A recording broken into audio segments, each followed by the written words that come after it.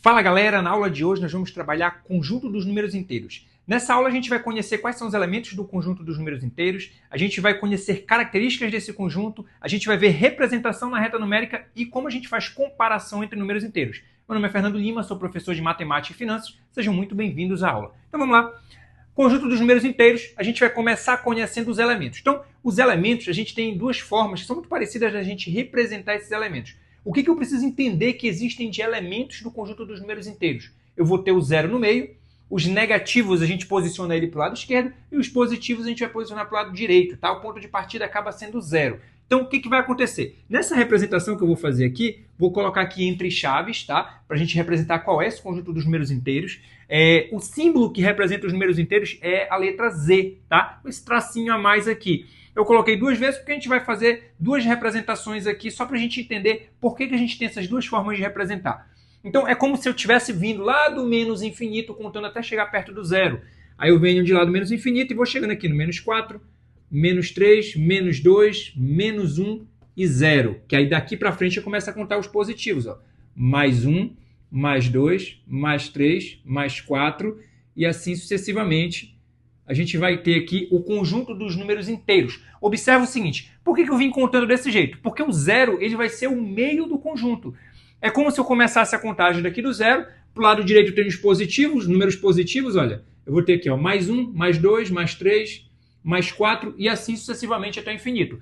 Do zero para a parte negativa, eu vou ter 0, menos 1, menos 2, menos 3, menos 4 e assim sucessivamente até o menos infinito. Tá? Só que como eu comecei a escrever daqui, no caso da esquerda para a direita, eu tenho que começar pensando como se eu estivesse vindo lá do menos infinito até chegar no zero e passar para a parte positiva, ok? Essa daqui é uma das formas de representação. Por quê? Porque eu vou ter o zero no meio, negativos para o lado esquerdo, positivos para o lado direito. A gente sempre coloca nessa ordem, tá? E aí uma outra forma da gente representar os números positivos é sem o sinal de mais. Então já fica logo na tua mente, toda vez que um número tiver o sinal de mais, ele é positivo. Se ele não tiver sinal nenhum com ele, ele também vai representar um número positivo.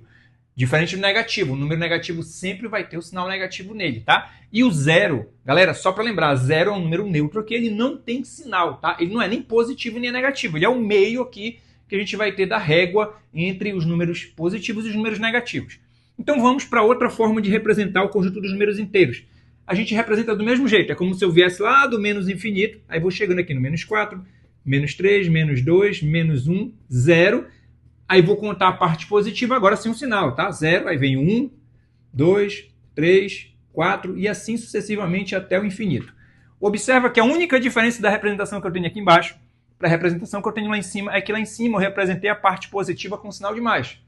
Como eu falei para vocês, se tiver o sinal de mais, o número é positivo. Se não tiver sinal nenhum, que é o caso que eu tenho aqui embaixo, ele também vai representar um número positivo. Agora observa, número negativo sempre vai ter o sinal de menos. Então, cuidado, não esquece sinal de número negativo. Ok? E aí, a partir daqui, a gente começa a ver o quê? Características dos números inteiros. A gente precisa entender quais são as características que esse conjunto tem.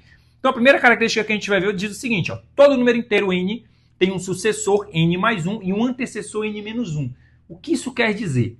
Olha só, quando eu falo de um número inteiro n, quer dizer que eu posso colocar qualquer número no lugar desse n. Vou pegar um exemplo, digamos que eu esteja falando do número 2. Aqui a característica diz que ele tem um sucessor n mais 1.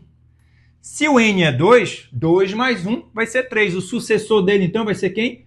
O 3. Sucessor é o número que vem depois, tá? Por isso ele é n mais 1, é o número que vem depois.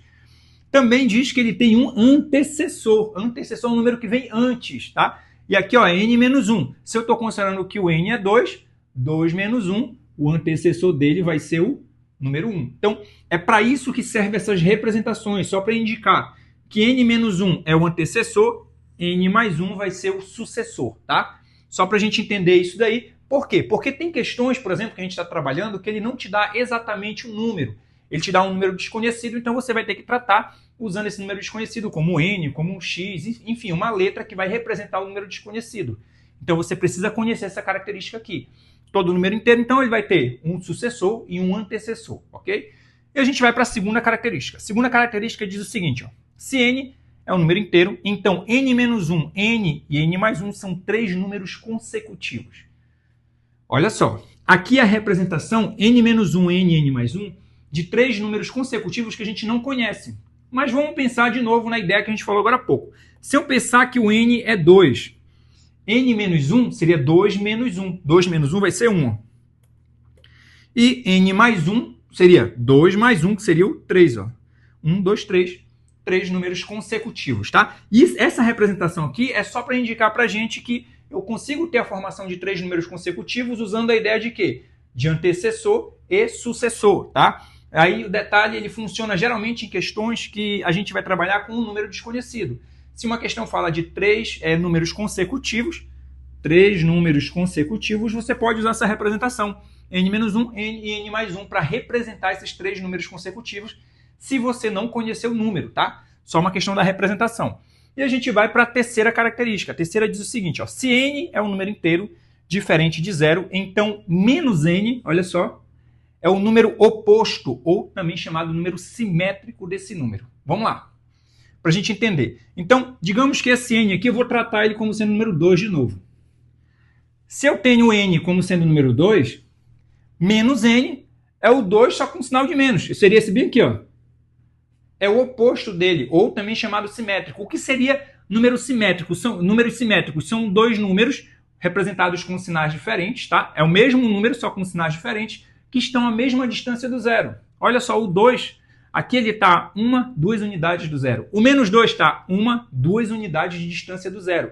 Então, números opostos são números, ele é o mesmo número, só com sinais diferentes. Isso representa que eles estão à mesma distância do zero. São números opostos. A gente pode chamar números opostos ou também chamar de números simétricos, tá? Vai ter questão aí que você vai trabalhar com eles chamando de números opostos. Então você já sabe o que é. E vai ter questão que vai chamar esses números de números simétricos. Então você já sabe o que é. É o mesmo valor sendo representado com sinal oposto. Então se eu estiver trabalhando com 4, o simétrico dele é o menos 4. Se for o 3, o simétrico dele é o menos 3. E assim sucessivamente para qualquer outro valor. Ok? Então essas são as 3 características aqui principais que a gente vai ter do conjunto dos números inteiros. E agora a gente vai para a parte da representação na reta numérica.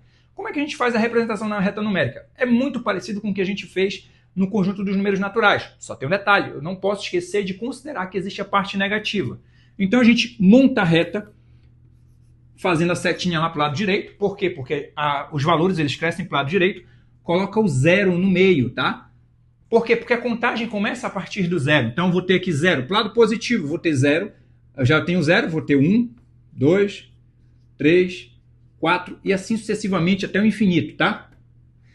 Para o lado negativo, começa a contagem no zero. Menos 1, menos 2, menos 3, menos 4 e assim sucessivamente até o menos infinito. O que eu tenho que ter em mente aqui? Olha só. Quanto mais para a direita o número tiver, maior ele vai ser, tá? Tanto se eu estiver tratando com a parte positiva, quanto se eu estiver tratando com a parte negativa. Por quê? Se o número estiver mais para a esquerda, ele é menor. Pensa no seguinte, quando eu estiver trabalhando com a parte negativa, eu tenho que pensar o seguinte, quanto maior for esse número negativo, seria semelhante à situação de uma dívida.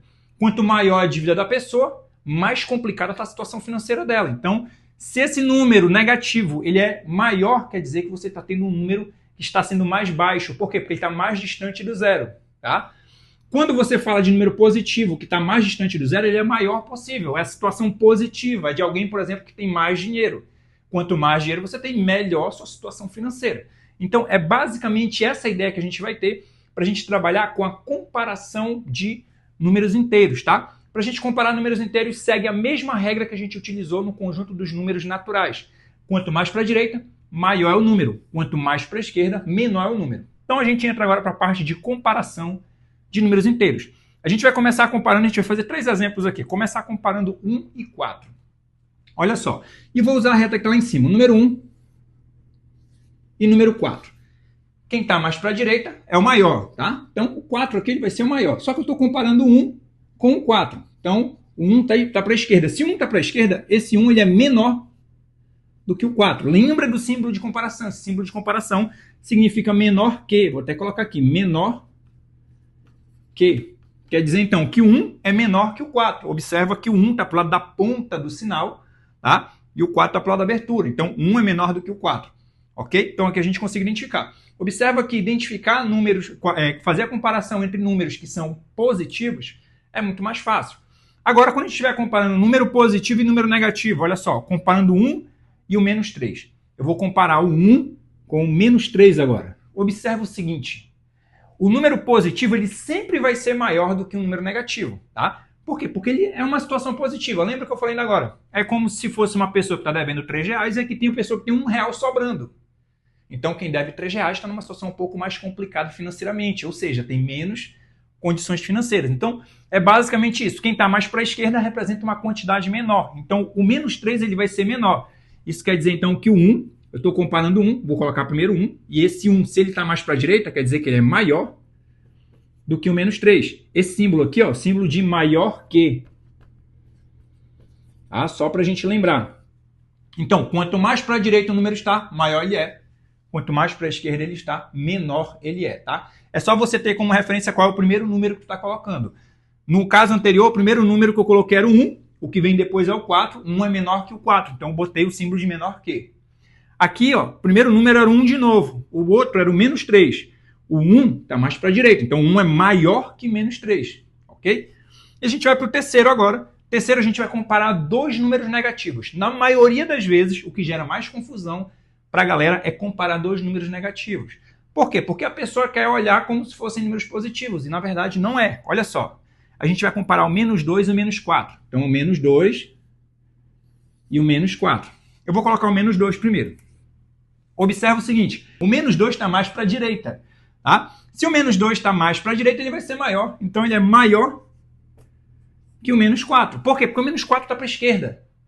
É como se fosse a situação de duas pessoas que estão devendo. Quem está devendo R$2, ele está numa situação financeira melhor do que quem está devendo R$4. Então, por isso, o menos 2 vai ser maior que o menos 4. A ideia continua sendo a mesminha que a gente usou no conjunto dos números naturais, a gente usa aqui. Quem está mais para a direita é maior, mesmo que esteja considerando somente números negativos. Quem está mais para a esquerda é menor, mesmo que eu esteja considerando número positivo ou número negativo. Então, quando eu estou comparando números negativos, segue a mesma ideia. Então, tomem cuidado com isso daqui, porque geralmente as pessoas, na maioria das vezes, querem dizer que o menos 4 vai ser maior. E, na verdade, o menos 2 que é maior que o menos 4. Por quê? Porque eu tenho aqui o menos 2 mais para a direita. Tá, galera? Então, essa era a aula que a gente tinha para hoje. Se você gostou, deixe seu like, inscreva-se e ative o sininho para receber as notificações das próximas aulas. Até mais, galera. Valeu!